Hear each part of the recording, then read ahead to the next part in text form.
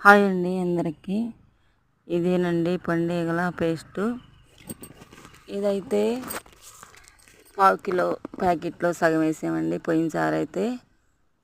పోయినసారి పూసినప్పుడైతే మొన్న దానికి 2.5 ఎకరాలు కాబట్టి ఒక పావు కిలో ప్యాకెట్ వేసి కొంచెం లిక్విడ్ వేసి కలిపితే సరిపోయింది.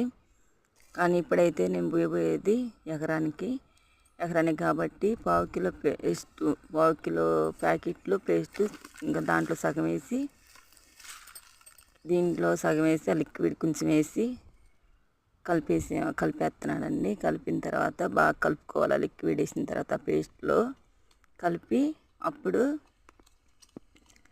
పుయ్యాలి. బాగా కలిపిన తర్వాత అది ఈ తెల్లగా కనిపించేది స్పూన్, ఆ స్పూన్ తోటి చెట్టుకొచ్చి ఒక స్పూను పుయ్యాలి.